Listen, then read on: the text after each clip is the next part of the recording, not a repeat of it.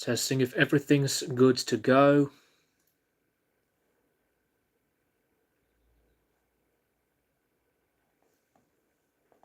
Need to mute myself from the video player.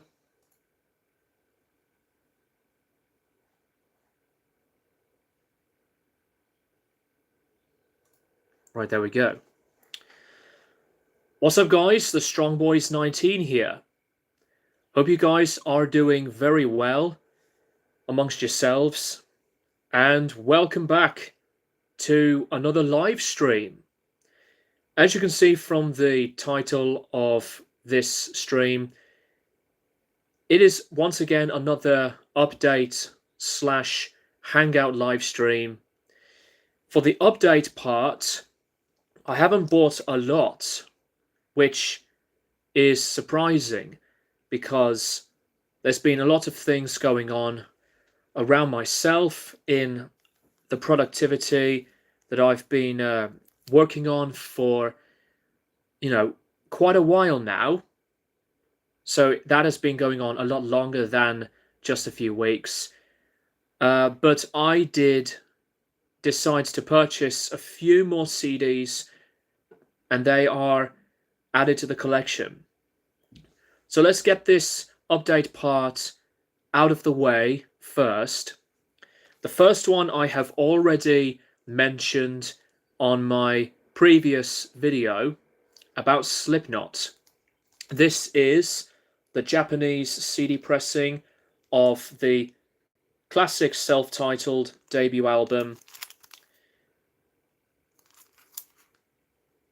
I do love the look of some of these Japanese pressings, and especially not just with the text, but with the way it looks. And I have bought some more CDs from this eBay seller called Smash Your CD. Smash Your CD, to me, is a seller who I would definitely recommend to anyone in terms of purchasing albums in the Japanese pressing universe on CD. He does sell vinyl records, not a lot of them in Japanese though, but some of them are different pressings, like numbered, limited pressings, like some different colored records, reissues, whatever. But I definitely recommend Smash Your CD for your interest. If you are a person who wants to collect any Japanese CD pressing, I want to have a look at some more of the eBay seller's stuff, because I've bought a few more Slipknot CDs from the same seller.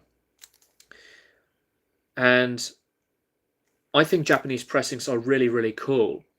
They have their own unique presentation, and I really like the overall look of it, which is very cool.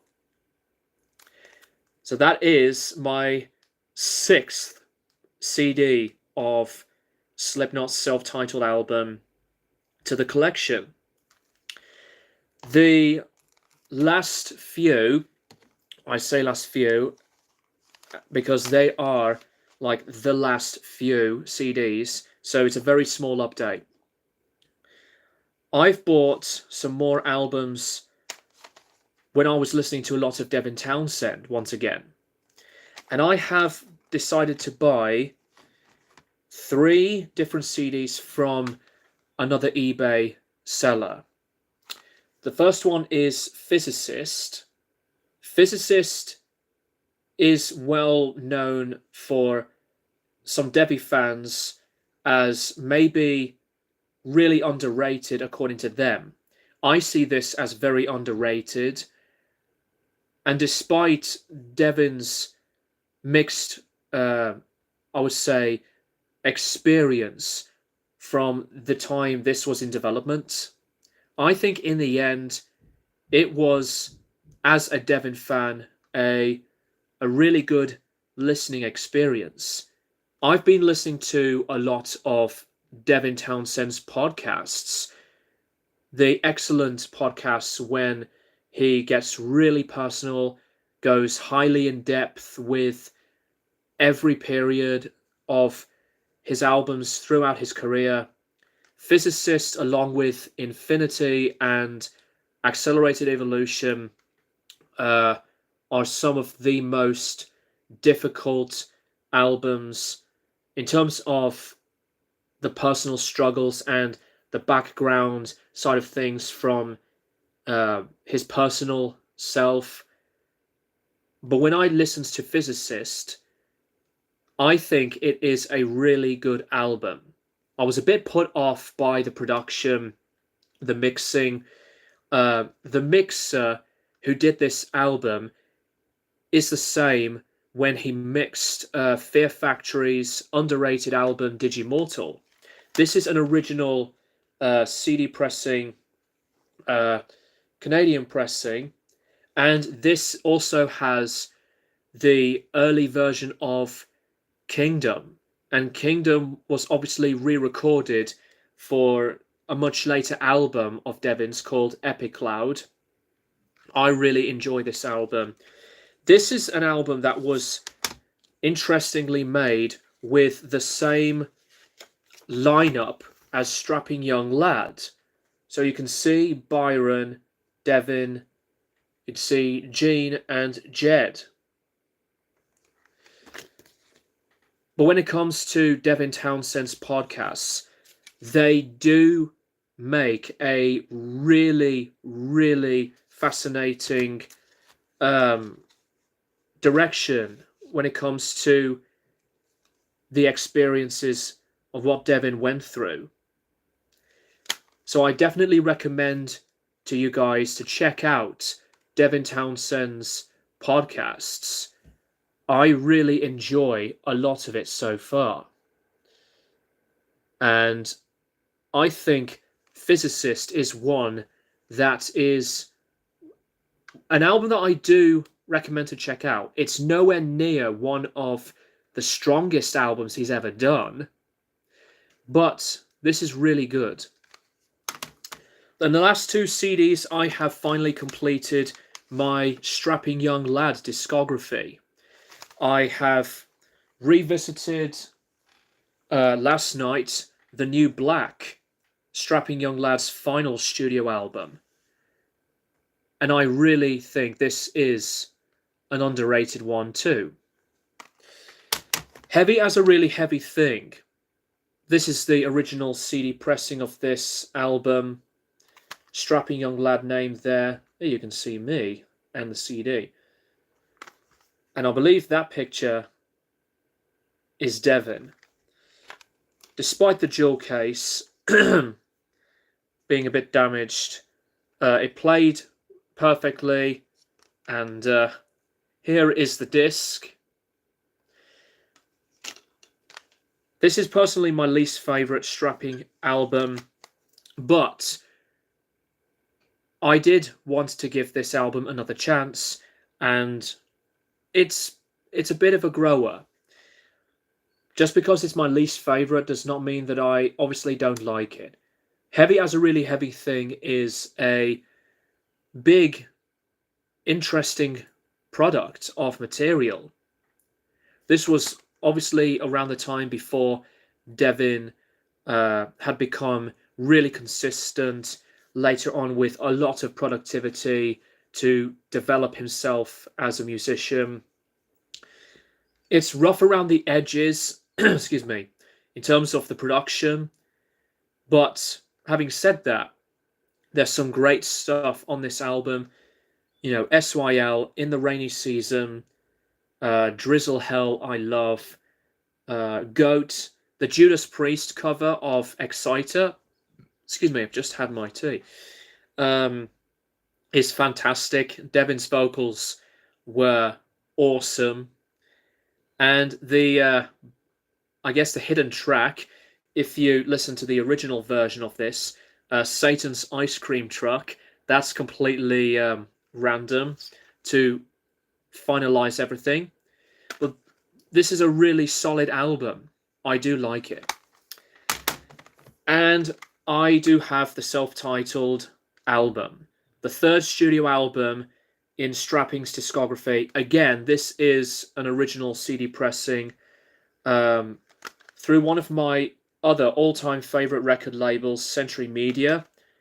As the rest of Strapping's discography was released through the same label, um, I really do think it's not as strong as City or even Alien.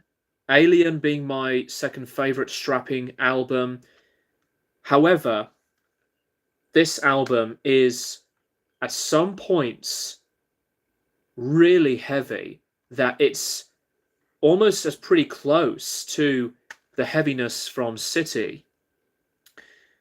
And this is one Strapping album that is not a really constant listening. There's some great stuff on this one as well. You know, Repentless, Devour, and obviously Aftermath. Aftermath being one of the other strongest Strapping tracks. The production I do like. It's quite an underrated album as well.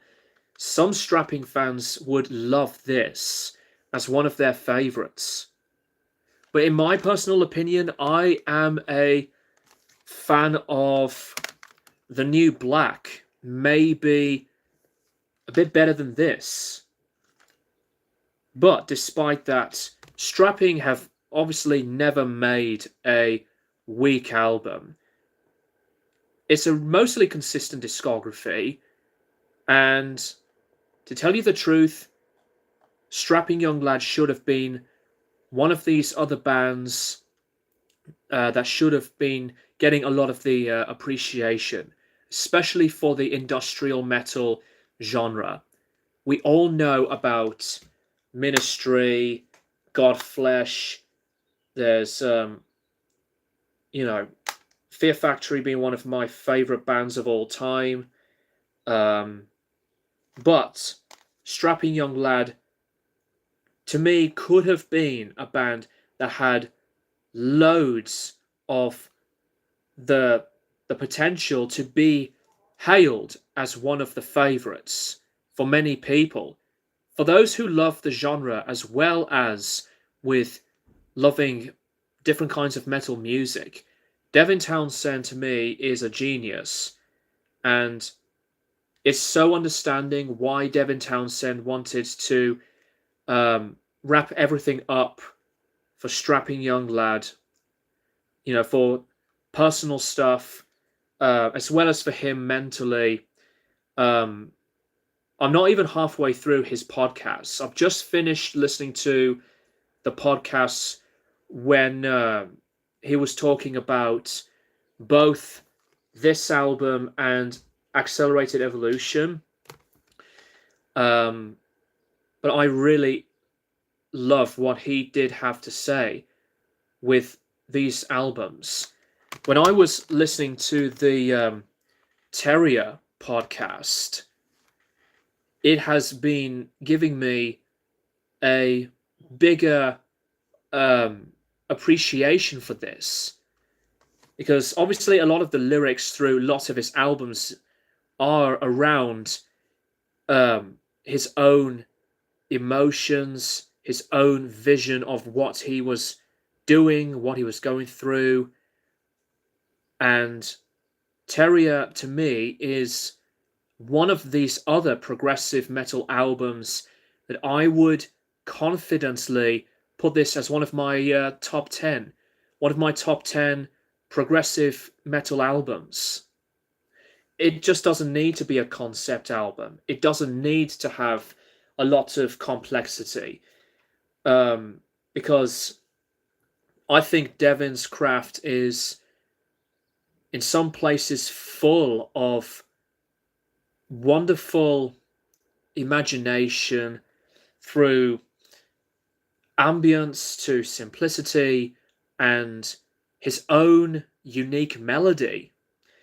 Terrier is always, to me, his magnum opus. And besides that, I have put City by Strapping Young Lad as one of my top 25 albums of all time. These two are always my personal most favourite albums in Devin's entire career. I have revisited Ocean Machine a few nights ago as well, but it's City and Terrier.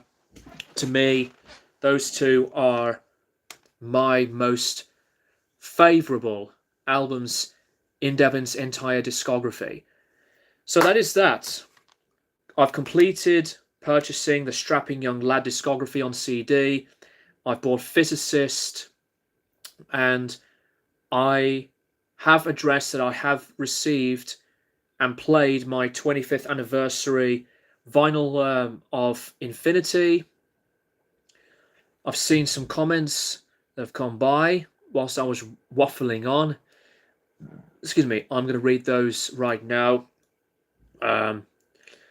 Sedition Through Scorns, aka Jake, good to see you.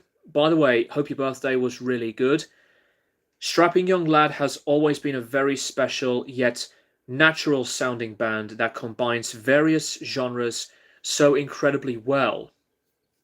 And they're way ahead of the game for their contributions in metal music. I absolutely agree with that, because as I've mentioned earlier, Strapping's discography is one of my favourites, and they should have been known as one of the household names in the genre, as well as with, 90s metal, and especially with Devin Townsend as a solo artist. But yeah, I do owe Strapping Young Lad a lot of the admiration for them being another one of my most favourite bands in that style of metal music. Zach D Productions, what's up? At work right now. Glad to see you here. As always, Zach, I hope you are doing all right in yourselves. You've been very active with your videos and your streams lately. That's really good to see.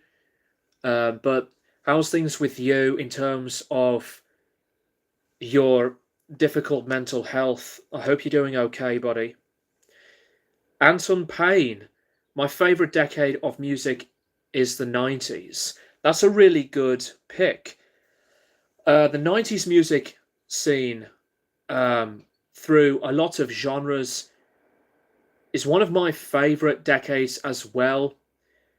Besides, the obvious big popular ones, through the grunge to the rock. I also believe that the 90s in general is at some points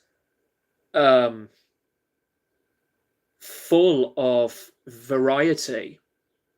I say this because I was thinking about the other bands in different genres who have made a lot of great albums, who are experimental to progressive to having an audience through some form of versatility. So besides that, the 70s and the 60s are my two favourite decades of music, I think the 90s did actually deliver a very similar direction through the artistic detail. And besides, with the rising genres, like with the alternative metal to new metal, the continuations of neo-prog and the growth of the trip-hop scene, the 90s is as a very, very big decade to think about it now, and I really like it for that reason alone. There's so much to discover around the period of any kind of music that you listen to. There's always this universal connection that music always brings, the best of who we are for who we're choosing to be, and to also admire the art and this form of entertainment. Anton Payne again. I have 10 favourite bands, and those are Iron Maiden, Metallica, Slayer, Anthrax, Megadeth, Nirvana, Rage Against the Machine, Pantera, Korn, and Slipknot. Really good picks. I am a big fan of most of those bands. I am a fan of Nirvana. They're not one of my top 10 though. Not Rage Against the Machine either. Excuse me, but they are really, really good. They're another one of the most relevant political bands out there, along with System of a Down. No matter what anyone says about them, I think they are as a really good band in that direction of art. I love some Pantera. Korn and Slipknot are one of my top 10 most favorite metal bands of all time. But that's a really good list you got there, Anton. Sedition through Scorns again. Appreciate the birthday wish. I've been trying to keep myself in check from a physical point of view, well as being more active over on Twitch and being prepared to see Gojira and Korn in October. You will love Gojira live. They are a monster of a band. I have always been really impressed in terms of the video side of watching bands playing live. But once you are actually there to see Gojira, it makes things so much better. Korn, I need to watch Korn in person, live-wise.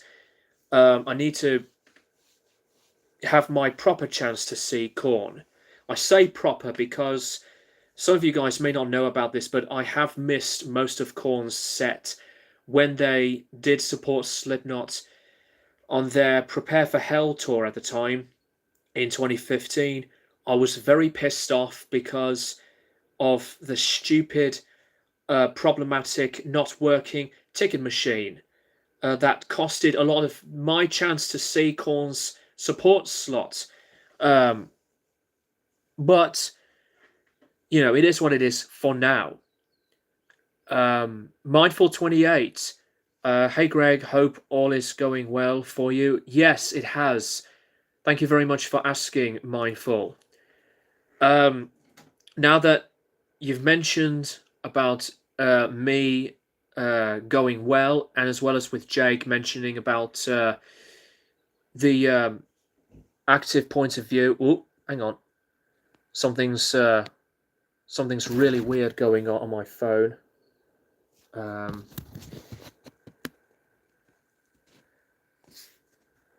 don't know what happened there. Oh, this fucking phone. Orientation is locked. Rotate device back. I don't think I can. So I'm sorry, guys, if that's just an awkward thing to notice. I look like I'm zoomed in. It's not my fault. I did adjust the settings. I apologize that this happened. So fuck you, YouTube, for ruining that. But at least you can see me as I'm looking at myself at another tab. Let's see. Now that I've mentioned some of these comments about the physical point of view and the going well for me part. The past week, during my time, I think I've been at my most positive in a really long time. I say this because yes, I do enjoy what I do. And while I am actually having a break for 5 weeks from gigging, I thought it would be the right time for me personally to have a lot of rest and go forward into bringing back the positive mental attitude. And I'm very fortunate to have what I have, but there's one thing that I clearly did not think about at the same time, and that was me mentally and I would say just emotionally. I've been really productive with music that I've been writing with, and I'm so happy with what I've been doing with whatever I'm writing so far. But it has gone to this sudden realization that yes, it's great to be productive, but in terms of how I've been feeling, I want to say to myself that I want to be thinking about meditation and to make me feel happier in myself. Not that I do have mental health issues, and yet I still feel very sorry for friends of mine who do suffer with bad mental health issues, whether it's mild or severe. But the last week for me, I have been not only working hard with music, but I have decided to come back to meditation. And it has got to the point now that meditation is a very important part of who I am. I've always been fascinated to try out meditation, and I have decided at the time, since more than a few years actually, to give it a shot.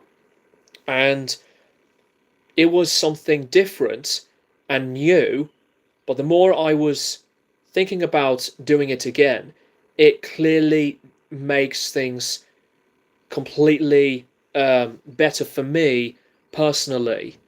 Meditation is a really huge part of my life now, that I don't want to be put up with some of the same repetition about me being productive and not thinking about myself mentally, because the past more than a few weeks I have felt that everything is the same. There's barely anything new happening. There's not been a change of mindset. There's been some severe repetition of the stress, and I really did not like to be uncomfortable, to make my head feel incredibly tense and full of pressure. Hence, that's why I wanted to come back into meditation. And one of the things that did help me to come back to doing that is I have been listening to music with my headphones and gone back to the Dream Peace YouTube channel, Devin Townsend's ambient channel. And also, whilst I was listening to his podcasts, I've been watching random videos of stuff that's on for 10 hours, like views of the city, to, balls rolling endlessly, the view of the sea gently floating all around. And I really enjoyed that. It was so soothing for me, and I definitely see it as a favorable thing for me to do. Meditation is not for everybody, but I would recommend it to give it a try. If you haven't experienced it, maybe it's just obviously down to you if you want to give it a shot at the end of the day.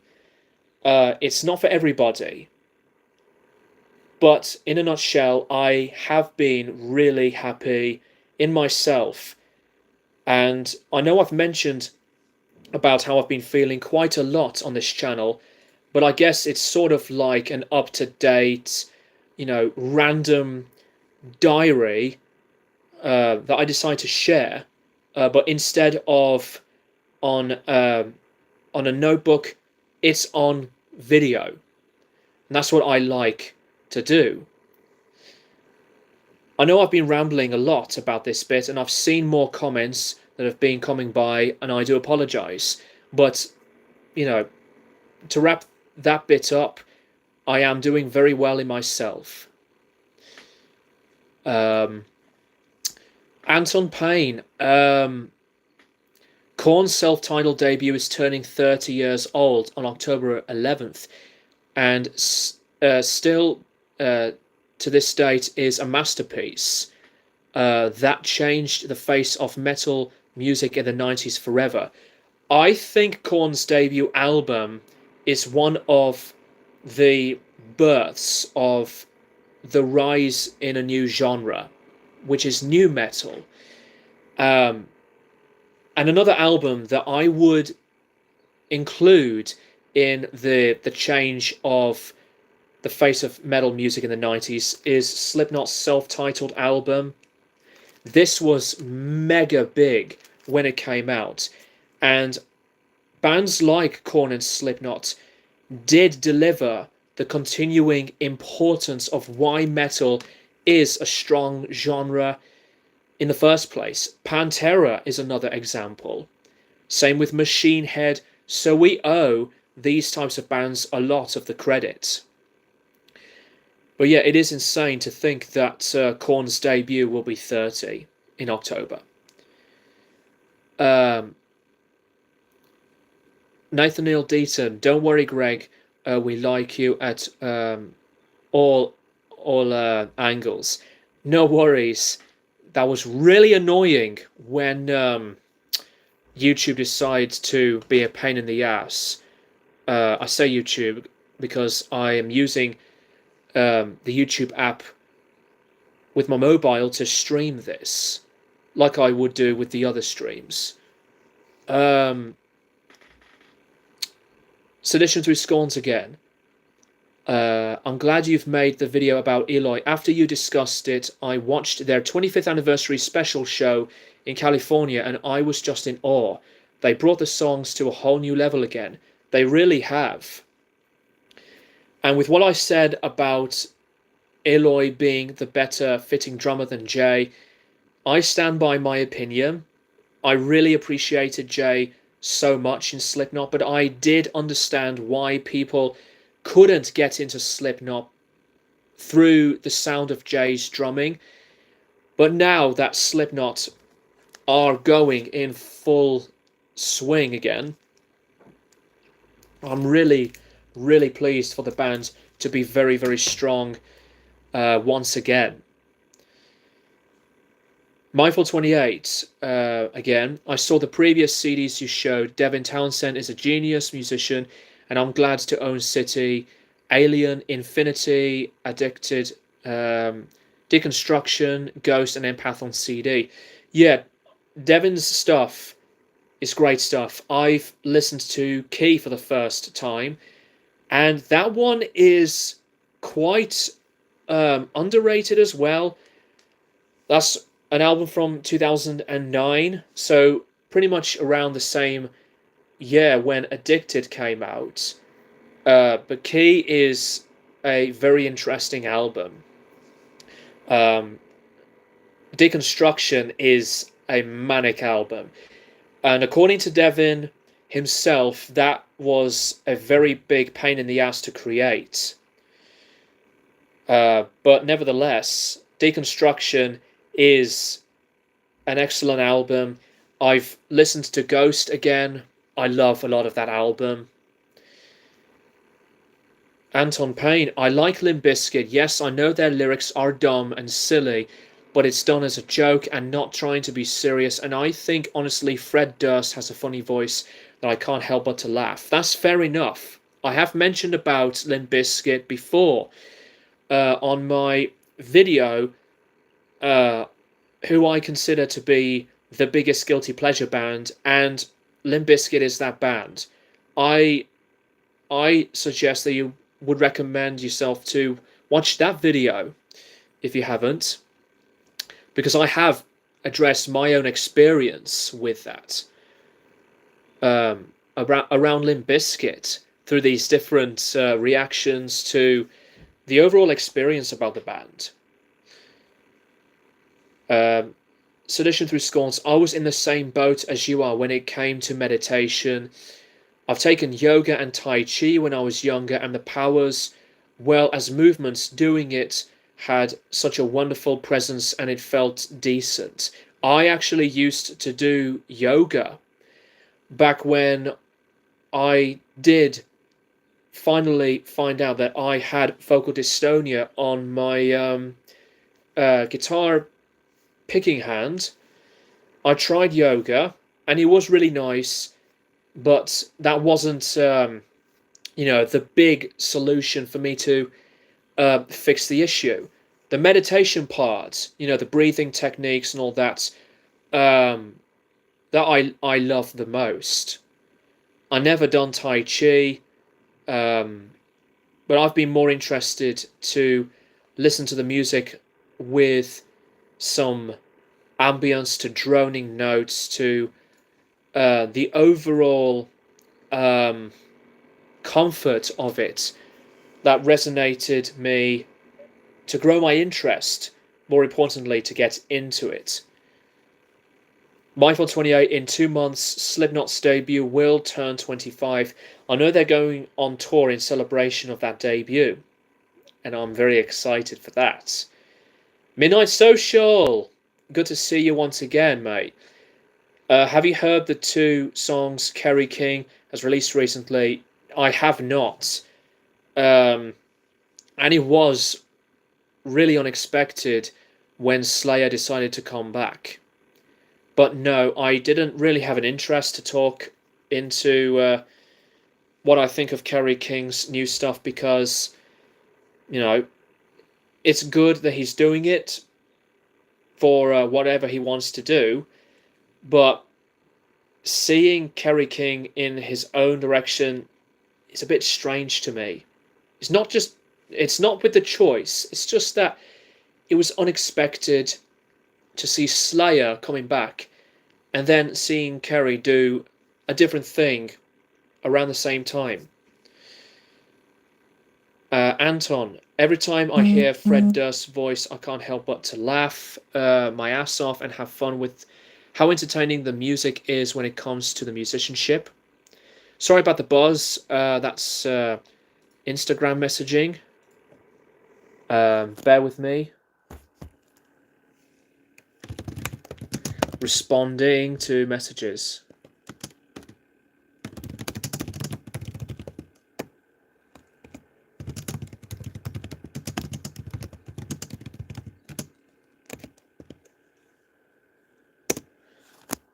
There we go. Sorry about that, guys.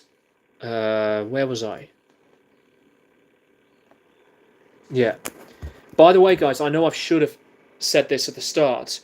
Is the audio clear? Is the picture quality clear? Is it all good to you? Please let me know, because of what happened earlier on with my stream. I hope there's not going to be any lagging issues as well. Mindful 28. I got one vinyl recently, 2 months ago, and that's Rainbow's debut, Richie Blackmore's Rainbow. I also own Rising on CD. I haven't actually got that first album. I only have Rising on CD and Long Live Rock and Roll on vinyl. But I've heard great things about the debut. I like a few Limp Bizkit songs, like My Way, Take a Look Around, and Hold On from the awful Results May Vary album. Wes Borland is actually a great guitarist. He definitely is. He's one of my favourite riff writers, and yet Limp Bizkit are never one of my favourite bands.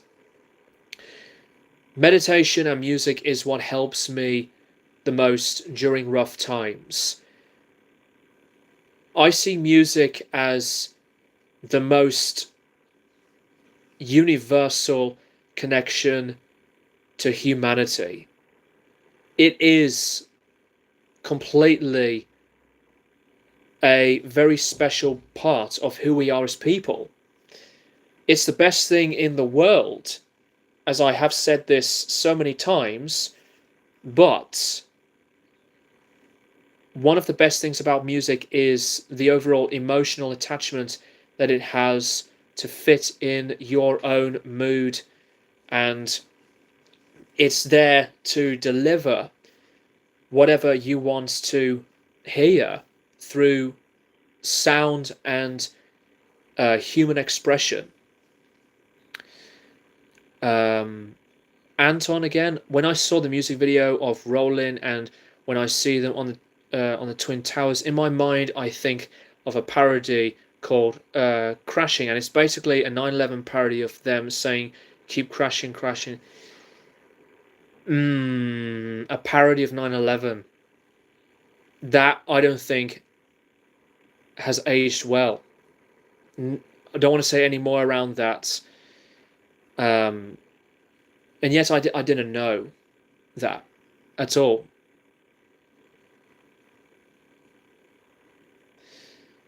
Well, yeah, I see Rollin' as just like a randomized, full of energy music video for Limp Bizkit. Obviously being their biggest hit. It's not my favourite.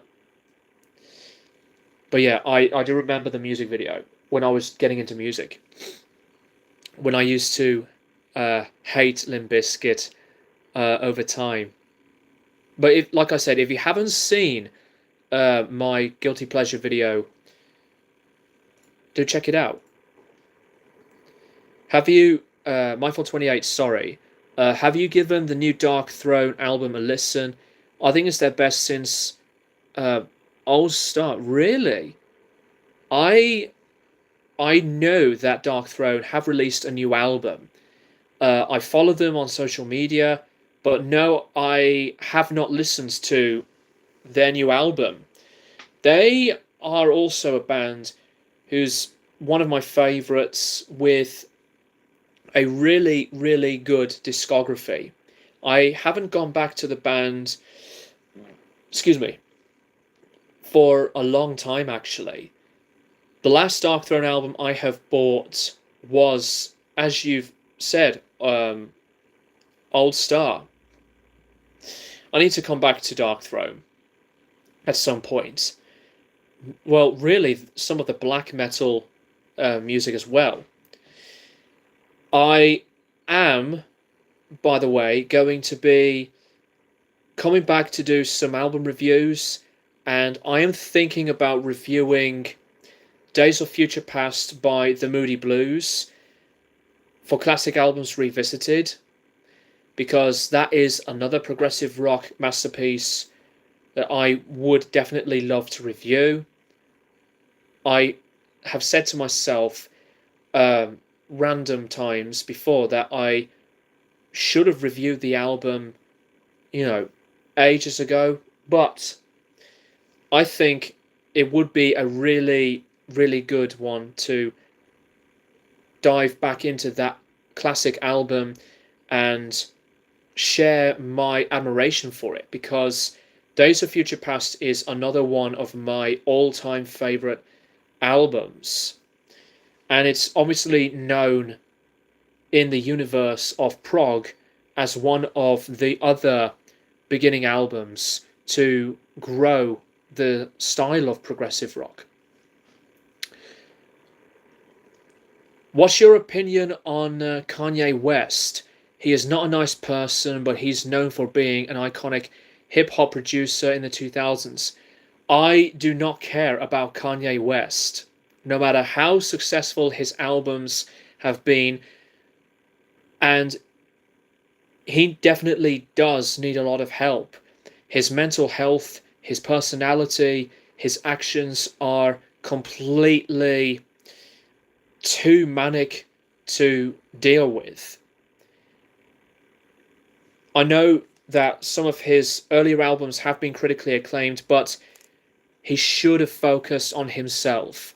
I don't care about the divorces, to the new marriage, to how awful his career sank without a trace with his later stuff. Kanye West is the most overrated hip hop artist, and I do not like him. You know, with his own arrogance, his own antics of ego, and you know, he's mind fucking himself way too much. That's all I would say about Kanye West. But no disrespect to anyone who loves Kanye. That's all I would say. Sedition Through Scorns. Are there any cover songs you feel that are obviously better than the original by artists that keep the tonality and passion on the same page? That's a very good question there, Jake. I have always been a fan of the Johnny Cash cover of Hurt. I love the original by Nine Inch Nails, but when it comes to covers that are so successful, so profound, and as highly nailed in emotional and attachment experiences, I always think of Hurt. Hurt is, to me, one of the top 3 greatest covers of all time. But in terms of covers that are better than the originals, that is a big question to answer for thinking about the other ones. I love Voodoo Child, Slight Return by the Jimi Hendrix Experience, but Stevie Ray Vaughan's cover is always incredible. And my favourite cover version of Stevie's Voodoo Child cover is Live at Austin 1990. The Tokyo one is as amazing, but when he got completely clean with his own health, recovering himself from the drug addiction, I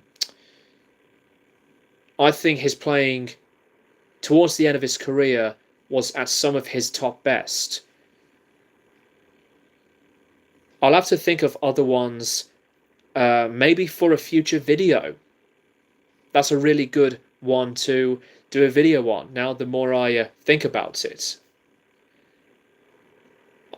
I'm going to ask this again, guys. Is the picture quality okay? Is the audio okay? Because I'm looking at myself on YouTube, and I guess it's like tiny bit laggy on the video side of things. Anton again. There are genres of music that I am not into. Like, for example, I'm not into grindcore. The only grindcore album that I have heard is Scum by Napalm Death, and that was it. There's a lot of Napalm Death albums that you need to check out if you want to. I love Napalm. They are one of my all-time favourite bands. They're my personal favourites in the genre as a whole, and one of the most important, highly consistent, and their discography is brilliant. One of my other favourable selections of albums to admire. Mindful 28. One really good grindcore album is Pig Destroyer's Prowler in the Yard. It's really funny you put up Pig Destroyer, because I've listened to Terrifier, and I have loved Terrifier. But besides that, I have Book Burner on CD. I bought it when it came out. I need to actually go into Prowler in the Yard. Many Pig Destroyer fans select that one as their favourite. Besides, obviously, Terrifier, as I've mentioned it. But yeah, Pig Destroyer are another really good grindcore band. Anton Payne. I would say the worst cover song I have ever heard is Limp Bizkit's cover of Faith, which is an insult to an 80s classic by George Michael. The cover is not that great. I love George Michael and Faith, obviously. But what's to me even more insulting is Limp Bizkit's cover of Behind Blue Eyes. I really, really despise it. I still detest it to this very day. That cover is an abomination with no soul, no emotion at all. I hate it with a burning passion. Mindful28, I'd argue the Behind Blue Eyes cover is a worse Limp Bizkit cover. I hate the random robot voice during the bridge. That is so cringe-worthy to hear that. Sorry, Instagram messaging responses again. But yeah, that Limp Bizkit cover of one of the greatest band's songs of all time is just completely unlistenable trash. And I personally don't want to talk about that ever again, because I was really angry when I was reviewing Results May Vary at the time, my last ever negative review on my channel, before I wanted to move on from doing negative reviews. Shit. Oop. No. God damn it, misspelling. Sorry about this, guys. Hang on a minute. Fuck's sake. Do you really hate that feeling when you just try and type everything as best as you can and you just keep accidentally misspelling shit? Small buttons with the size of fingers. Oh my god. Excuse me. Sorry I had to keep moving my mobile. Where was I? Yeah. Back on track. Anton Payne. Sepultura is a band I like the first album. Morbid Visions was not that good. Schizophrenia was okay. Beneath the Remains was good. Arise and their best. Chaos AD was really good, but I absolutely hate Roots. I love Sepultura. They're one of my other favourite bands of all time. I love Roots. I think Roots does get a lot of flack. Chaos AD is my favourite.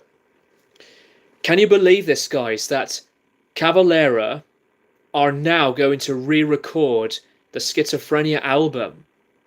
And I love the look of the new artwork. Not new artwork, but the newer look of the Schizophrenia art.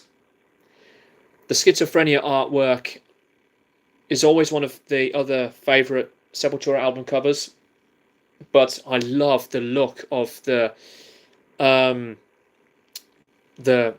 newer detail and art style of Schizophrenia. Anton, Sepultura trying to sound like Korn of that new metal style just doesn't work, and the vocals by Max Cavalera was god awful, and the whole Brazilian tribal stuff I didn't give a shit about. You know that Sepultura are a Brazilian band. That tribal stuff is a part of their music. It's a part of their heritage. So I don't think it's right to give the tribal stuff some flack, because Brazilian musicians do play that stuff as a part of their tradition. And I really like that approach, to dedicate their country for playing music with their brilliant, percussive and beloved, like, uh, classic dedication sound to their country. I know that Roots is a very different album. It was made around the time for bands like Cold Chamber to um, later ones like Linkin Park, and obviously with Slipknot, to name just a few, that was rising the new metal movement. I don't think Sepultura are trying to sound like new metal, even though Jonathan Davis from Korn is on the Look Away track. Um, I think it's a very different album that I like the change of progression. But that's fair enough that you don't like the sound of Max's vocals. Um, but I loved a lot of Roots since I was a teenager. Chaos AD is always my favorite album um, in Sepultura's discography. Mindful 28, I like Roots as well. Sepultura hadn't been that good until Machine Messiah, which that and Quadra were pretty good.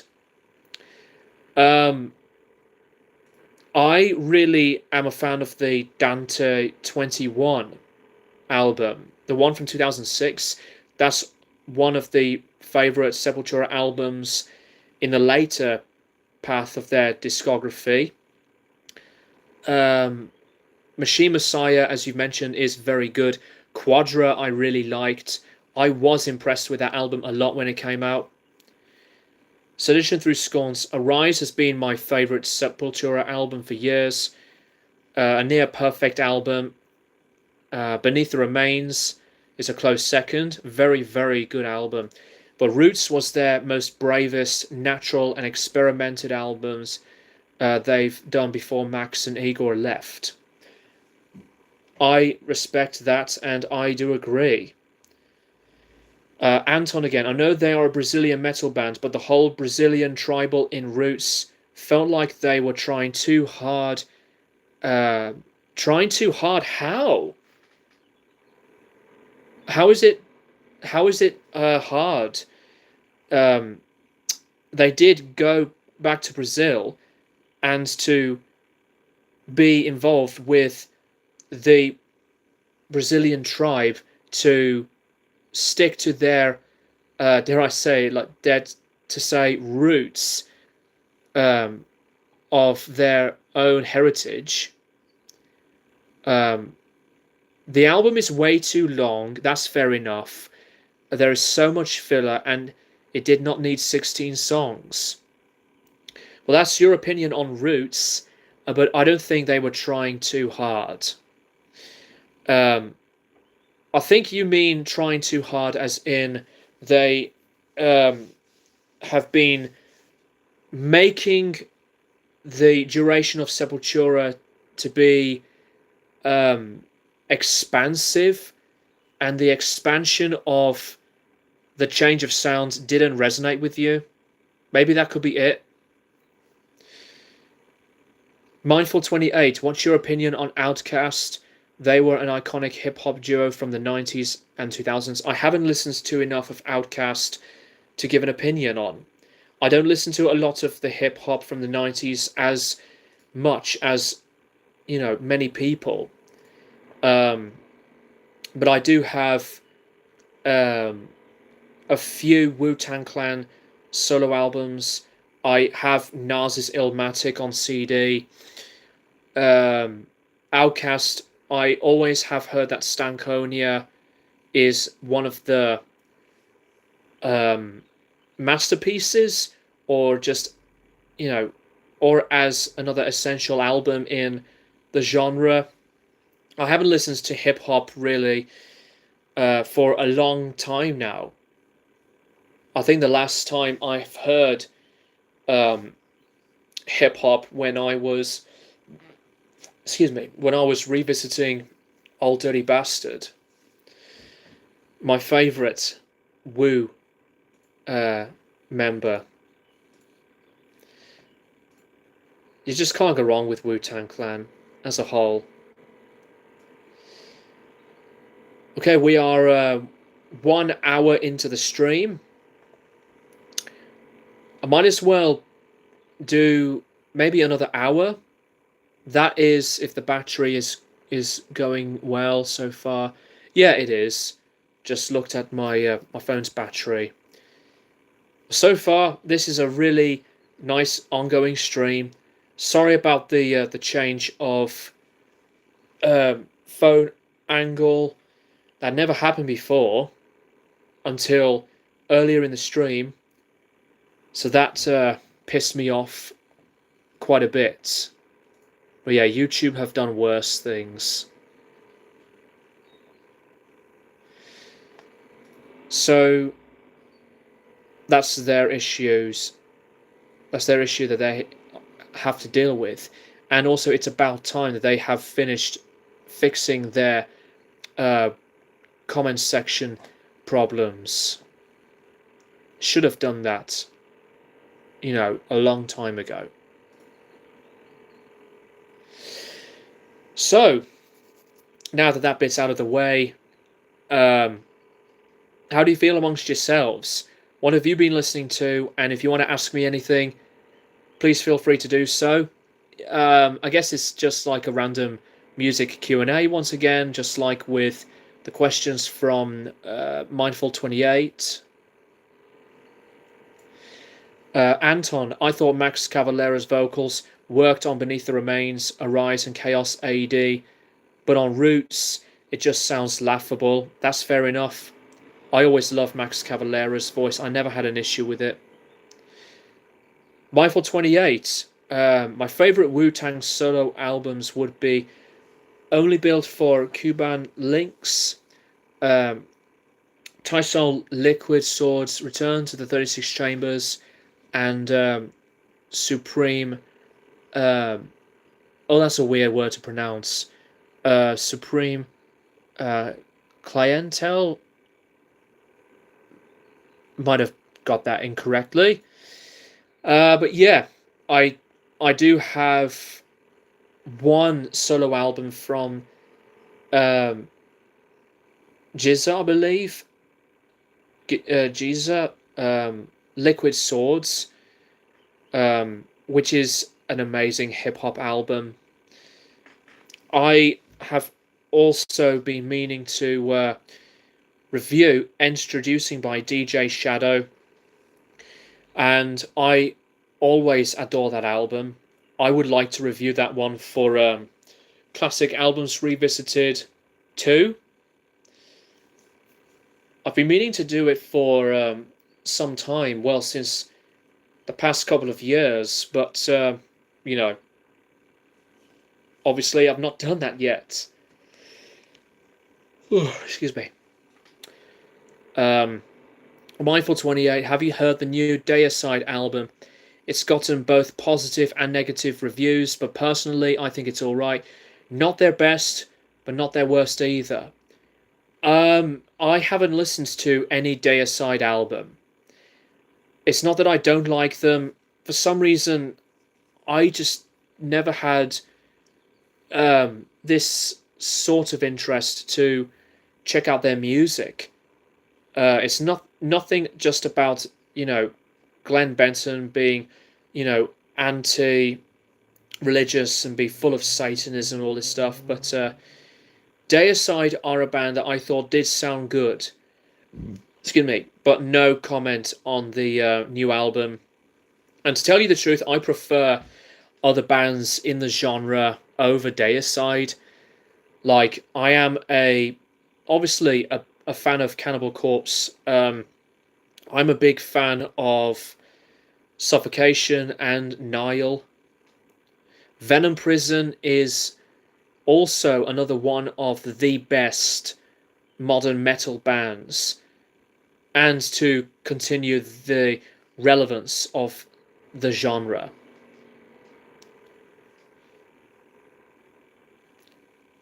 Oh, excuse me.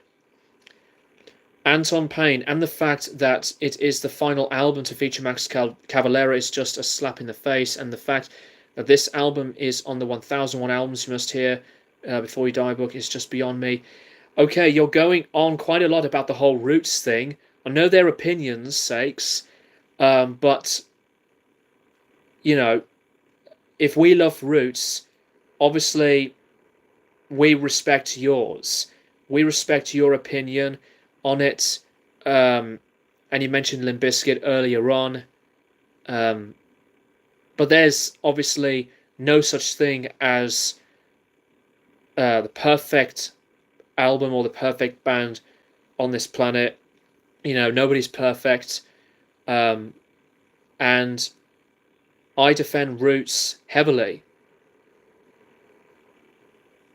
But if you just never liked Roots, I have no issues with that, as I've mentioned earlier. Luckily, Arise is on the 1001 Albums, etc. book, which is, in my opinion, their best album. Yeah, Arise is fantastic. Very, very strong album. So thrashy, so rhythmic, and as menacing. Mindful 28. Both Cannibal Corpse and Suffocation released very good albums last year. Yes, I agree. Another one, Cattle Decapitation. One of my other picks for bands who are as strong as Venom Prison. Cattle Decapitation is another good choice. And I know Venom Prison took a lot of influence from them. What I really like about these newer bands in that genre is the exploration around separate directions of lyrical contents in the mental health stages and the political senses of writing lyrics.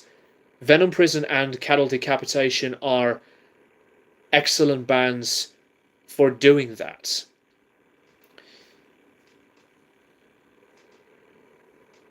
I have heard all of the 1001 albums. Have you really heard of all of those albums?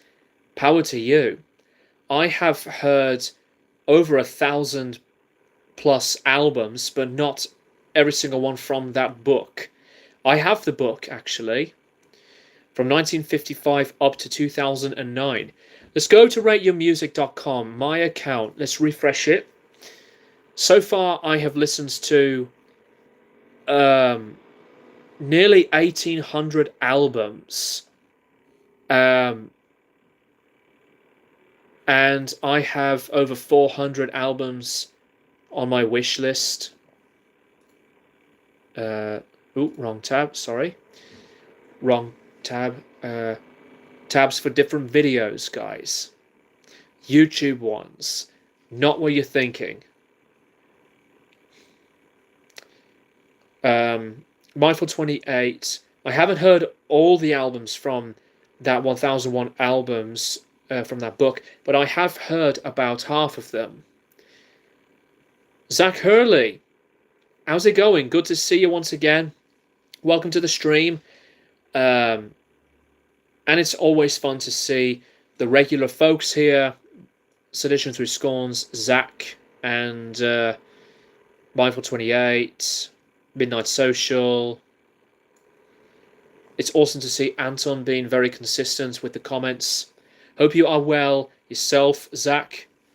How's things in your neck of the woods? Oh God, I've got pretty tired. So far we've, as I say, I've talked about the albums I've purchased, mentioned about how I've been feeling in myself mentally, meditation, the positivity that's been coming back to me, and now with some more of these music chats.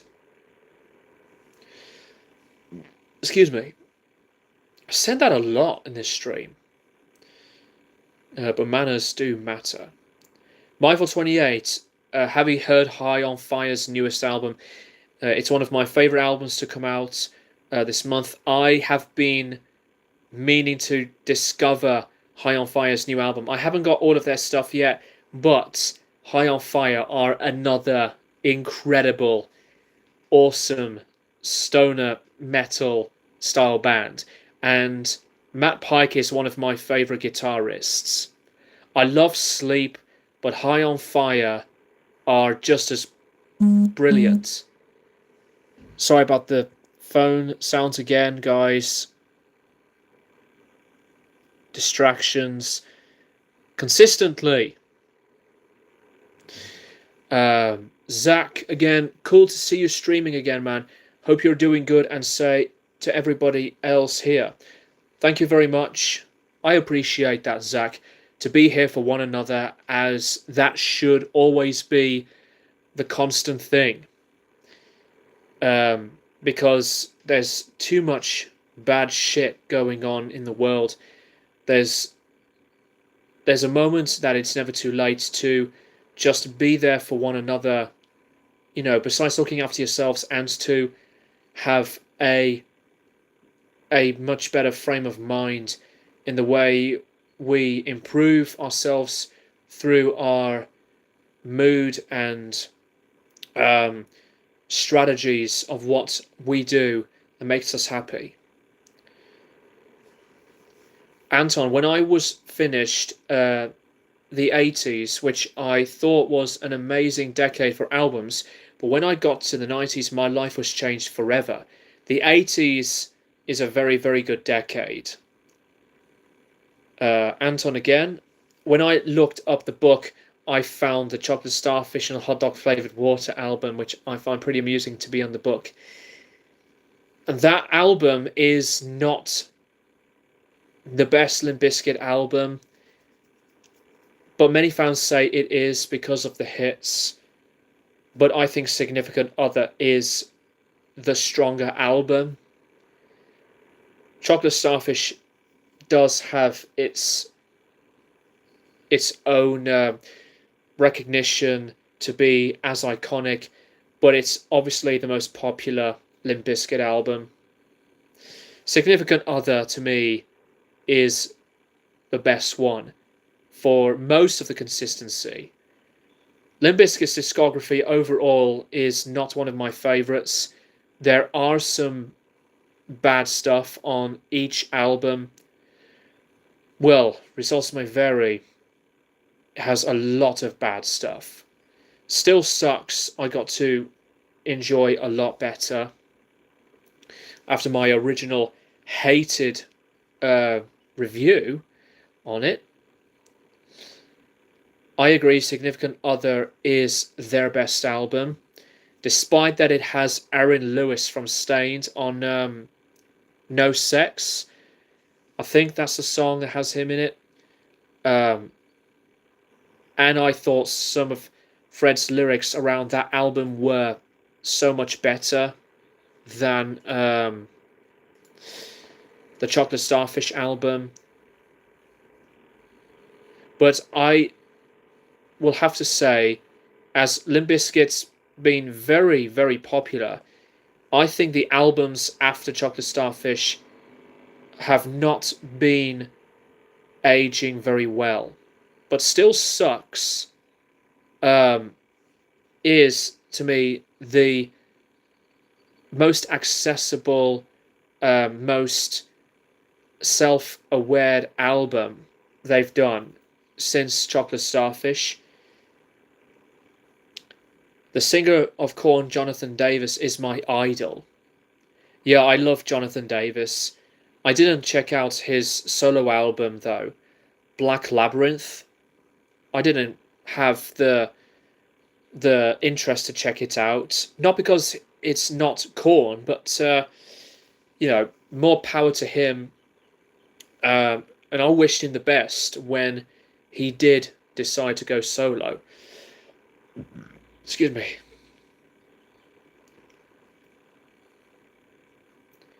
Mindful28, Jonathan Davis is such a great singer, and Korn's music has helped me through the worst of times.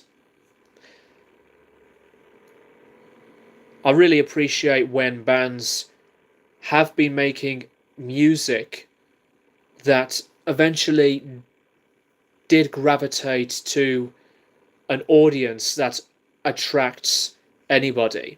There's a lot of talks about bands that either do or do not save lives, but I think that kind of argument leads to the fact that it's obviously a dividing source of attention through what people think about that type of messaging.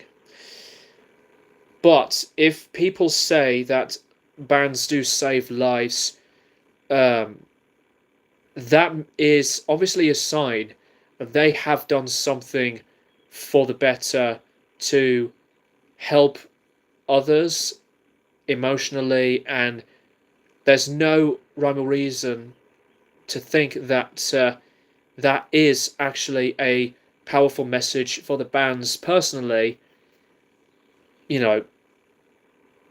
it's really, really touching for many bands to see reactions with messages like those. I think that's what makes a band be great highly for the listener, because an emotional impact of who you admire to make you feel better and happy means that what they have been doing is absolutely right for you. Anton Payne, Korn are the reason why I wanted to get dreadlocks like Jonathan Davis when he was younger in the 90s and dress in Adidas tracksuits, track pants, and campus shoes. That type of comment takes me back to the Who Then Now home videos when I was watching the Deuce DVD from Korn. I loved watching that. Blackwater Rust, what's up, dude?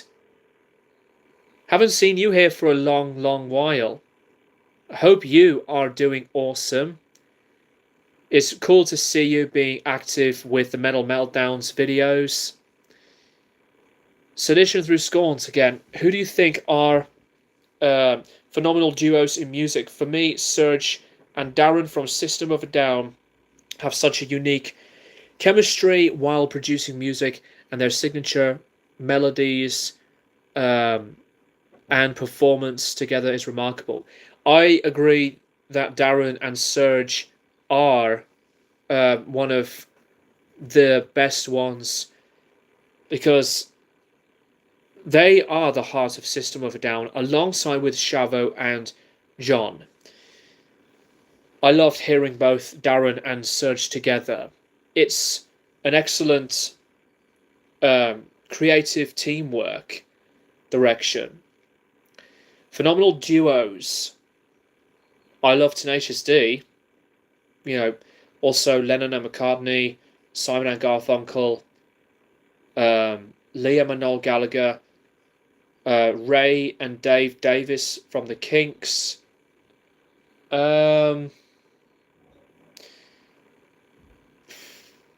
Ian Brown and John Squire from the Stone Roses. There's a great bunch. Mindful 28, Serge and Darren have such great vocal harmonies and are one of the main reasons I love System of a Down. Their vocal harmonies are one of the best things about System musically and artistically. Mindful 28, hey Blackwater Rust, glad to see you show up. Blackwater Rust, not much, just went through the Slayer discography again. Was a very, very, very fun time. I haven't listened to Slayer for ages. Besides that, I have heard occasional Slayer tracks through Twitch streamers. Excited to see Death Clock in a few days. That is awesome. I would have loved to see Death Clock, especially Gene Hoglan. Gene Hoglan is a legendary drummer. I always adore Gene Hoglan, but I wish you the best and have a great time to see Death Clock. I am doing very well in myself. Thank you, Blackwater Rust. I have mentioned a few personal things earlier into the stream. I know you weren't here at the start, But I was really busy with writing music, taking some time away from YouTube to focus on myself, into positive mental attitude again, and as well as with meditation to becoming a very important part of myself now. Um, Sorry about the change of brightness. And to be so consistent with the things that make me be me, feeling personal with the way I've been saying different things to the viewers in videos, excuse me, as I like to do those types of videos occasionally. But all in all, I'm doing very, very good. Mindful28, Gene Hoglan is one of the best drummers ever. Yes, one of the best metal drummers too. And he's one of the drummers whose career has been completely packed with his own consistent professional work ethic. You know, Dark Angel, Death, Testament, Strapping Young Lad, Zimmer's Hole, Death Clock, a bit of Fear Factory as well. Mindful28, I'm doing very well myself. Mr. Rust, got a new job this month and been super busy in a more positive mindset lately. That is awesome. I'm very happy to hear that, Mindful. I wish you the best with your work. Blackwater Rust, yes, seeing Gene was definitely a huge reason I wanted to see Death Clock live. Dude's work with Death, Strapping Young Lad, etc. is legendary. Yeah, Gene is one of my all-time favorite drummers to begin with.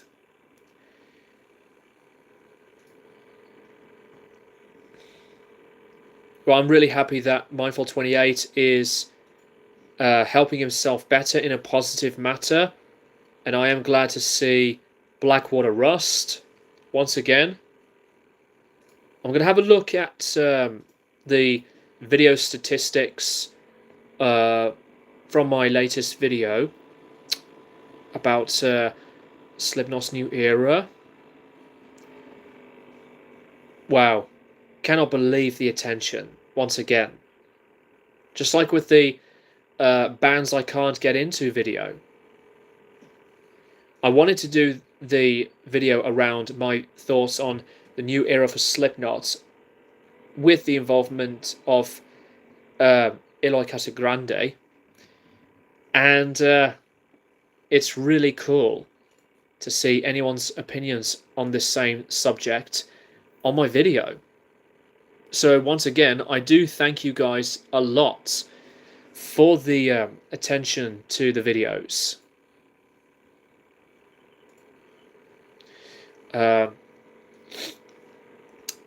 Mindful28, I love Gene Hoglan's drumming on Individual Thought Patterns, Symbolic, Alien, and the Death album so much. I also love his drumming on Dark Angels, Darkness Descends. Just a freaking versatile monster of a drummer. Sedition, again, since Dream Theater's working on a new album with Portnoy back in the forefront, what would you like to see from the band in terms of style, branches, and progression from what they've been doing? Just let Dream Theater be Dream Theater with what they have been doing best when Portnoy used to be with the band. That's all I would say, really. But I know that they're not going to make another album like Images and Words or Awake ever again, because that's not possible. But yeah, I'm really happy for Dream Theater to be back in action to develop new material. Blackwater Rust at Mindful28, that's great to hear. I'm super happy to get new recording programs. That's brilliant to read that. It was a birthday gift from my sister. Awesome. Blackwater Rust, again, funny on that bands I can't get into vid on there.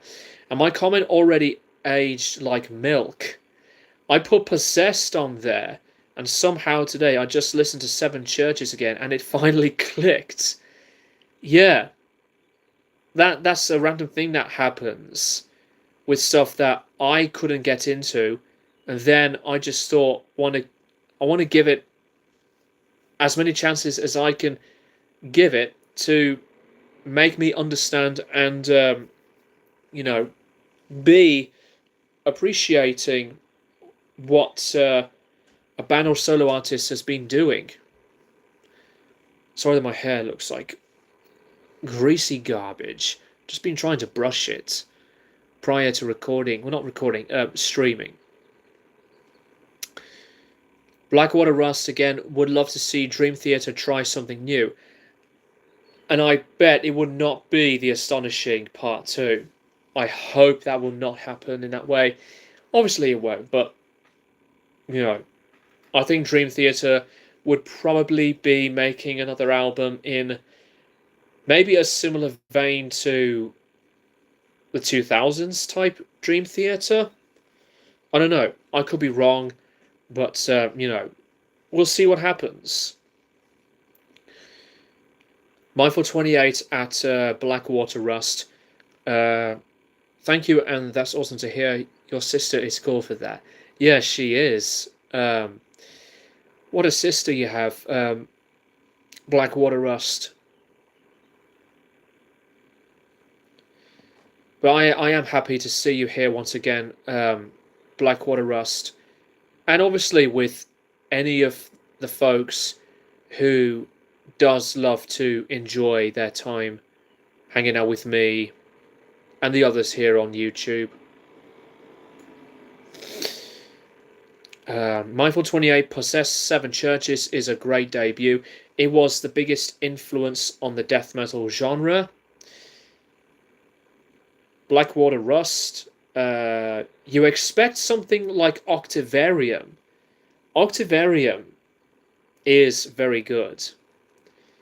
Oh yeah, you still watch. Yeah, thank you very much, Blackwater Rust. I do appreciate it. Possessed Seven Churches is a really, really good album for what it is, with its grown impact to develop a new interest at the time, from then to actually today, of hearing something as intensifying and more brooding and so separate to what anyone would usually like to listen to. We are almost an hour and a half into this stream, and it's, you know, whizzing by. I think I would like to wrap this up in the next half an hour. Usually I would do these streams around either an hour and a half or a bit over 2 hours. But since this stream has been really, really good so far, I'll wrap this up around half an hour time. So it will be 9 o'clock in the UK when I would like to finish. Possessed and Slayer. I haven't listened to Slayer for ages. I'll have to come back to the obvious albums, and I'm a fan of the Divine Intervention album.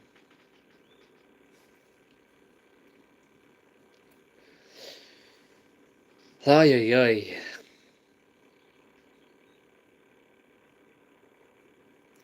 You know what I could have done? I could have had music in the background, like some ambient composition,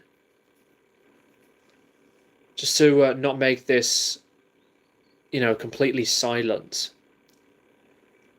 But at least I have been talking a lot with you guys. Orientation is locked. I know, YouTube. Fuck off. I don't want to rotate the device back because you've done fucked it up, YouTube. Mindful28, I'm glad Mike Portnoy returns to Dream Theater. When he left, the songwriting in Dream Theater wasn't as strong. I still liked Dream Theater when Mangini used to be with the band. I really also liked the self-titled album when it first came out. I have reviewed A View from the Top of the World, which is very good. So I never had any issue with Mike Mangini as a drummer, but I guess where you're coming from is Dream Theater's sound has been separated when Portnoy left the band, and when Portnoy is now back in Dream Theater, it's like most of the strengths that Dream Theater's music is rising back up. I say most because some people love, the Kevin Moore era of Dream Theater, which is fantastic. But yeah, no matter what else they're going to do, it's still the same band. Rain in Blood still goes crazy hard, Blackwater Rust says. Yep. A milestone in thrash. Blackwater Rust again. But yeah, South of Heaven, Show No Mercy, and Hell Awaits are my favourites. My favourite Slayer albums, Rain in Blood and South of Heaven. Seasons in the Abyss is near perfection. Mindful28 again. Raining Blood is great, but my favourites from Slayer will always be South of Heaven and Seasons in the Abyss. Blackwater Rust again. Also getting more into Steve Vai's music. Speaking of Mike Mangini, I love some Steve Vai. I only have oh god, what's that out? Isn't it Passion and Warfare? I believe that's what it's called. That's an amazing album. And I have mentioned about Devin Townsend before you decided to come on here, Blackwater.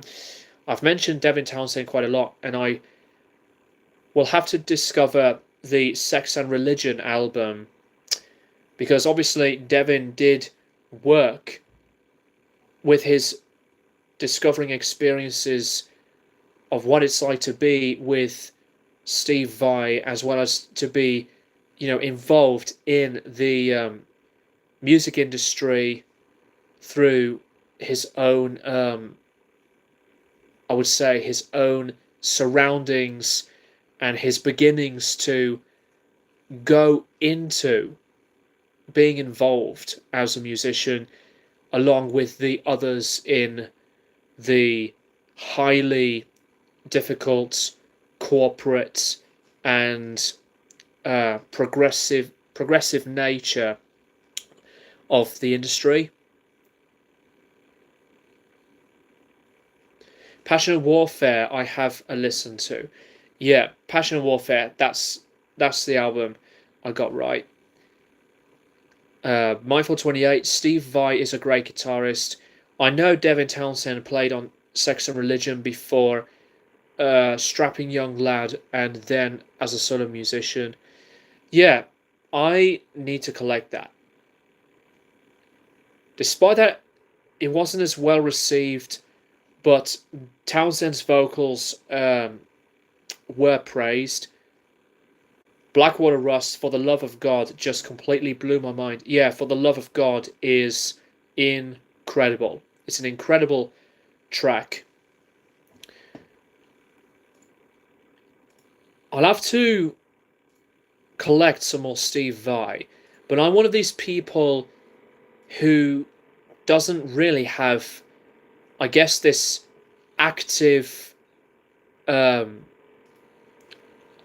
would say, this active consistency of purchasing albums from different guitarists a lot.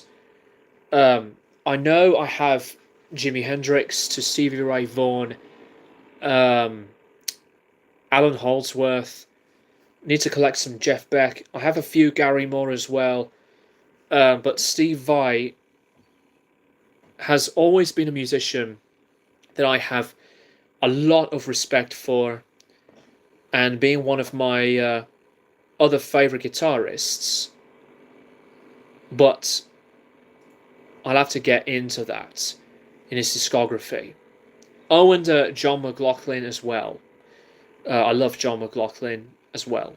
So, because some of his work as a guitarist is still tremendous and as amazing. Like what he did with Miles Davis and the Mahavishnu Orchestra, um, as well as to be a very prolific guitarist in the jazz rock, jazz fusion period of music. John McLaughlin is one of those other guitar players that always never ceases to amaze me through the distinction of his sound in his playing style. I need to come back to Steve Vai's Passion and Warfare now that I've brought it up and that you've mentioned For the Love of God. Mindful 28, I have to go to work pretty soon, so I'll be heading out, but this was a fun stream. Have a good day, all of you. Thank you so much. As always, Mindful 28, you're amazing. I appreciate every single one of you for being here, and anyone else who does like to watch these types of streams. Blackwater Rust, Jeff Beck, I have, but yeah, some of Steve Vai's and Chick Corea's work. Yeah, Chick Corea, legendary keyboardist. Also with Wayne Shorter too. Robert Wyatt is another jazz legendary drummer to listen to, you know, in Soft Machine. Jacques DeJohnette on the drums. You know, the fusion stuff is extraordinary still to listen to. Jazz fusion to jazz rock is, you know, to me a stylistic journey of music that is obviously an acquired taste, but their presentation is what I am always interested in. I've been getting into weather reports recently, about time too.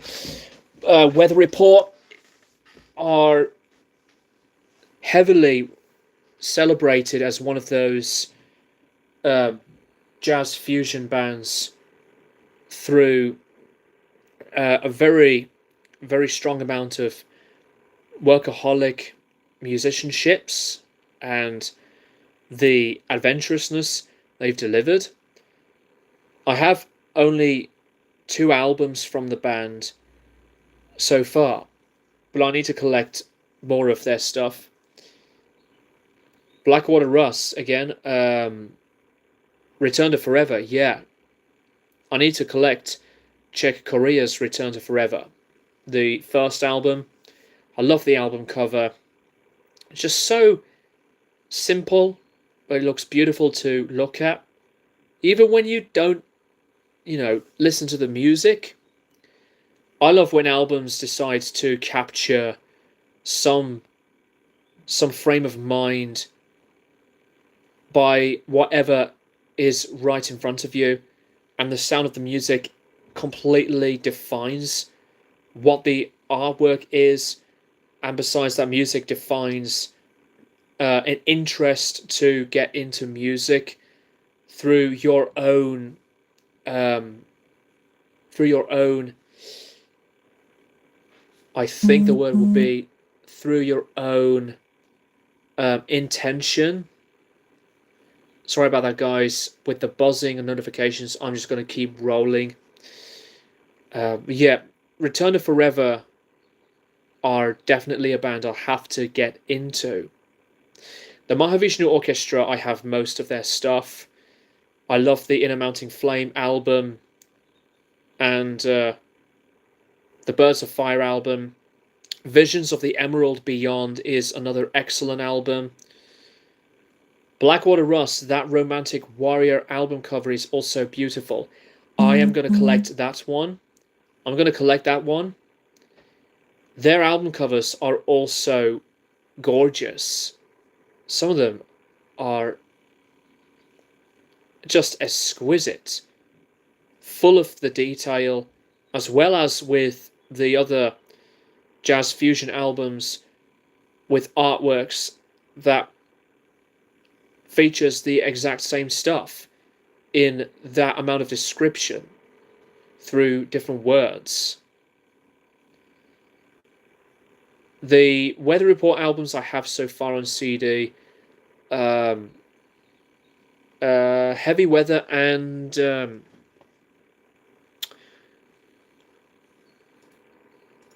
sorry, I'll have to look it up again. Apologies for the changes of the brightness. I'm looking at Rate Your Music. Yeah, Heavy Weather and Sweet Nighter. That's it. Sweet Nighter is fantastic stuff. I haven't gone back to Weather Report yet. I'm going to check out Heavy Weather first, as the revisiting will happen. But when I listened to the other album I've mentioned, it was really great stuff. Yeah, Sweet Nighter is beautiful, it's fun, and I should have checked out Weather Report a lot earlier, around the time that I was getting into Miles Davis, to John Coltrane, Ornette Coleman, Mahavishnu Orchestra, John McLaughlin, and Chick Corea. Blackwater Rust again. At first, though, it's funny, before knowing Return to Forever's music, I thought the Romantic Warrior album looked like a classic heavy metal album cover. Yeah, I could see that, actually. So you are not the only one, Blackwater. Weather Report I need to check a lot more too. Midnight Social, Heavy Weather is a fantastic album by Weather Report. The first ever jazz fusion album I heard. Yeah. The first jazz fusion album that I have heard, I think it's either In a Silent Way by Miles Davis or Bitches Brew. Even though Bitches Brew is like more like avant-garde jazz, free improvisational stuff. Bitches Brew is my favourite Miles album, always will be, and I have listened to In a Silent Way for the first time in a long time. It still is as a beautiful album as it is a game-changing release. Although the first Miles Davis album for him to create and proceed artistically through the jazz fusion scene is Miles in the Sky. The album before In a Silent Way, I know that Files de Kilimanjaro came out around the same time as In a Silent Way, or maybe close to that. Although In a Silent Way's sessions were recorded at the same time during the Kilimanjaro sessions. If you have got the Complete in a Silent Way CD set, the other ones like the Jack Johnson CD box set to the On the Corner box set, they are crazy expensive, especially the On the Corner ones. To get a complete near mint or mint case of the On the Corner CD set is very difficult, and it costs a lot of money.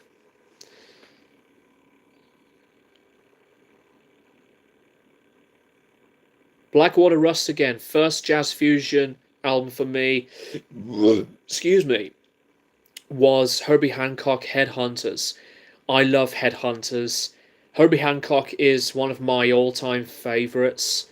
Headhunters is really strong. My favorite Herbie Hancock album is Crossings. Sextant is also phenomenal. I have Future Shock on vinyl, which is one of those later more maligned or mixed bag reviewed albums of his. But I did like Future Shock. Blackwater Rust again, Herbie will always be one of my absolute favorites, excuse me. Same here. Midnight Social, been listening to a lot of Kendrick Lamar the past few weeks. I think he's a genius.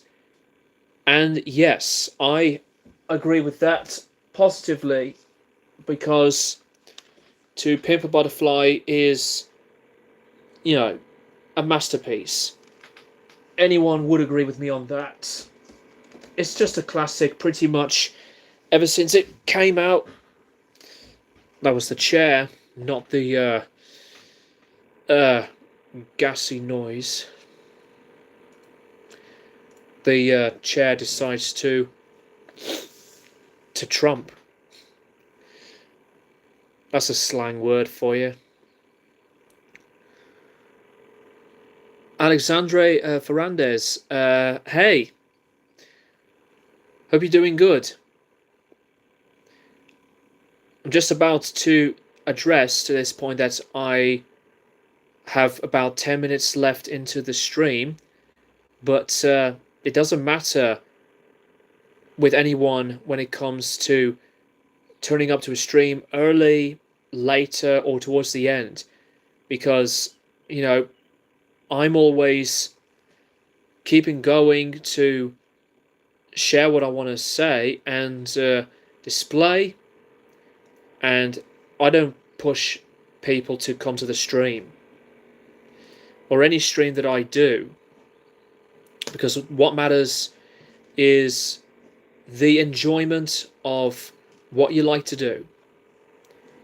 Sedition Through Scorn's thoughts on Steven Wilson's side projects, aside from his main band in Porcupine Tree. I haven't listened to anything from Steven Wilson.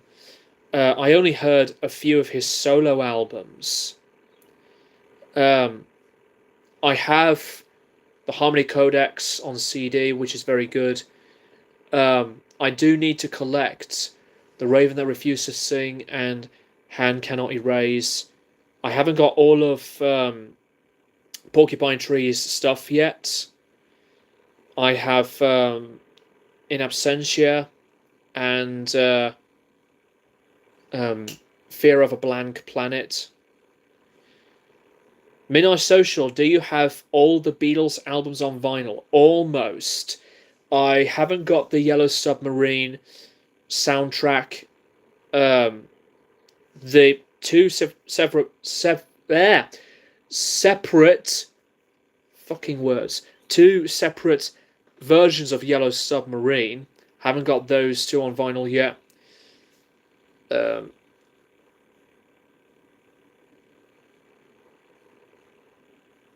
Blackwater Rust again. I hope we can get a new Opeth album. Maybe. I don't know if they're going to make another one, but we'll see. Blackwater Rust says again, keep hearing rumours of Ian Anderson being on it possibly. Ian Anderson from Jethro Tull. If that is the truth, that could be pretty interesting. But yeah, Midnight Social, I have got most of the Beatles albums on vinyl.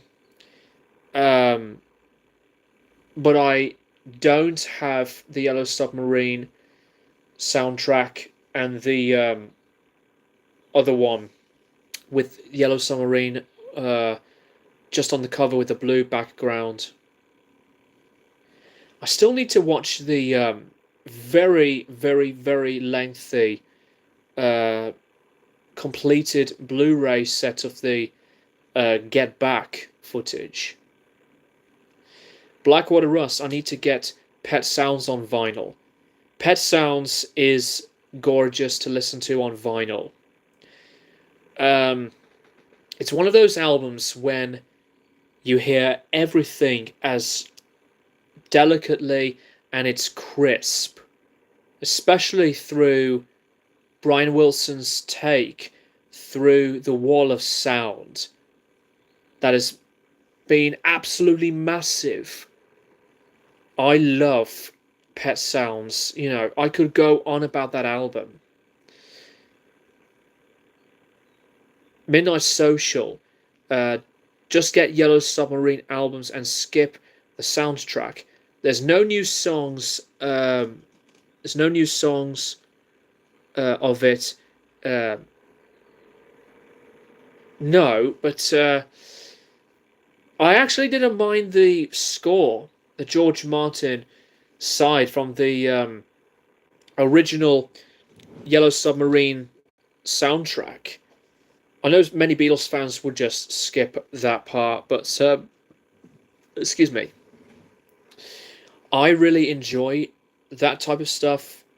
For George Martin to be as a professional and as a great music writer, especially to add stuff for the Beatles classic stuff.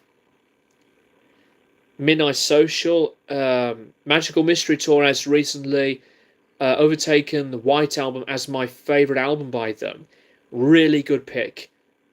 I'm one of those other Beatles fans who prefers Magical Mystery Tour over the White Album. I love a lot of the White Album, but I see Magical Mystery Tour to be one of their most underappreciated. I say underappreciated because people didn't care about the film, especially when it first came out. But the album, I loved Magical Mystery Tour. Even better than the White Album. Blackwater Rust, yeah, Pet Sounds is so gorgeous. Would love to get it, since I now really enjoy the Beach Boys. I recommend the Surf's Up album, and also the Smile Sessions. But the box set of the Smile Sessions go for crazy money still. But it is fantastic to listen to. And I have mentioned about the Beach Boys before, but I'll mention this again, that the Beach Boys are my favourite vocal harmony sounding group.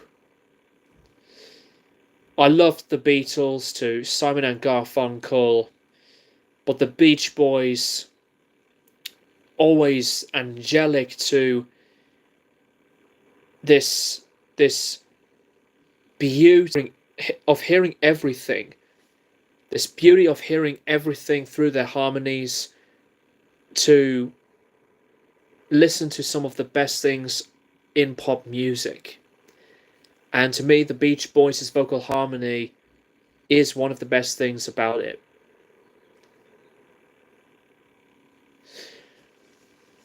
Blackwater Russ, I need to eventually get some Beatles too. Favorite Beatles album? That's hard.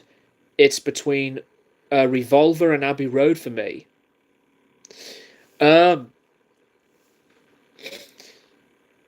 I would like to review the rest of the Beatles discography.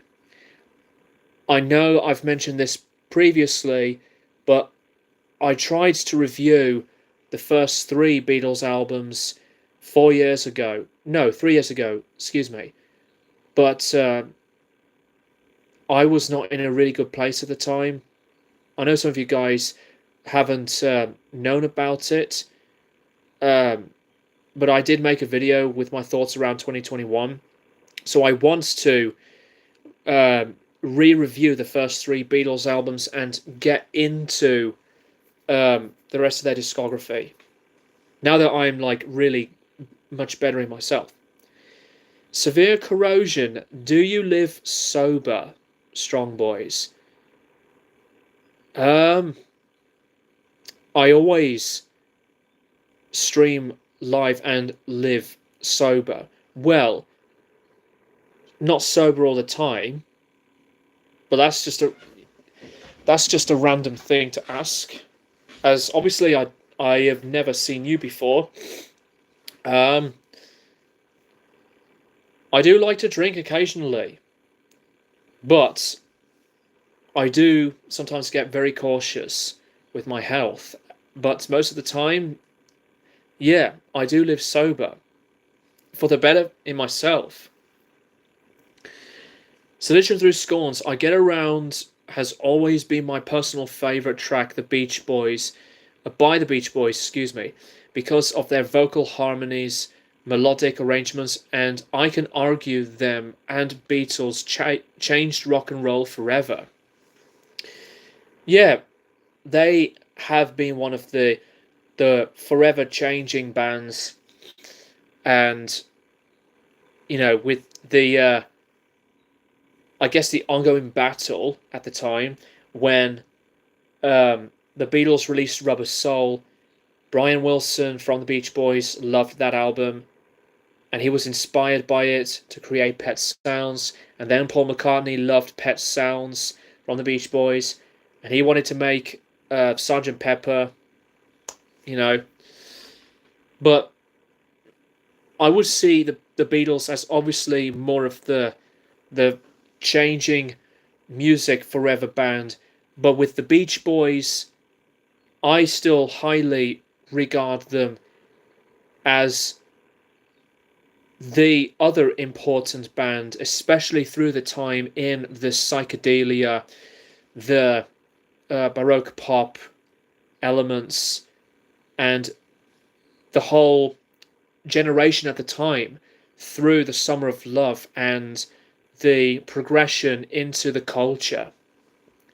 The culture at the time through different arts to the way people would be going into these movements that has been so impactful, and it elevated more of the history in art and entertainment as a whole. And Beatles and the Beach Boys have been incredibly relevant at that point. Besides, with the other psychedelic rock bands, like the Jimi Hendrix Experience, and same goes with the psychedelics of Pink Floyd, when Syd Barrett used to be with the band, Cream and Jefferson Airplane, when the Rolling Stones also tried to be psychedelic with their Satanic Majesty's Request, and Between the Buttons. I love the Between the Buttons album. But yeah, it's really huge to think about it. And even with the later bands to explore more of the art into making it as highly big, in a wider spread to discover the power in music when it did have its growth, but it makes the art even more relevant and powerful from then to today. Through its own origin, to the philosophy side of it, and some parody like with Zappa and the Mothers of Invention, different topics, masochism, prostitution, drugs, LSD, love, sex, and stuff around those lines, through the artistic integrity in the 60s, and with the 70s being as explosive with the rise of rock to concept albums, birth of heavy metal, the 80s with new wave, electronic, and disco continuing forward, creativity being so open-minded, and these wonderful explorations to find music in any direction you want to create or listen to music in your own world. I always admire the power of music through so many of these eccentricities. And with that being said, that is a wrap. That is a wrap for me on this stream. Thank you very much to you guys for tuning in. I appreciate you. Thank you very much to Sedition Through Scorns, Zach D Productions, Anton Payne, Myful28, Blackwater Rust, Zach Hurley, as well as Midnight Social, and anybody else who decided to participate in the stream, because it does keep everything rolling in joy, personal connection, and the attachment to be here in a good vibes direction, which is still very important to me and with you guys. The next video I'm going to be doing is maybe the classic albums revisited episode for Days of Future Past by the Moody Blues. I'm really looking forward to be coming back to review that album for this segment. For movie reviews, I'll have to decide which film I'm going to review next in the occasional direction on the channel for talking about movies. But in a nutshell, I'm in a really good positive mood. I feel a lot happier, I feel even more productive, and I'm still really, really fortunate to have anything that I have been doing, anything that I have to create something, to listen to something, to write on something, and it has helped me, more importantly, to think about myself in the mental side of things to the physical side of things. But I really appreciate you all being here, and with anyone who loves the videos as usual. Thank you very much, guys. Peace and love. Look after yourselves. And I'm going to keep you guys posted for more of these streams and usual videos in the near future.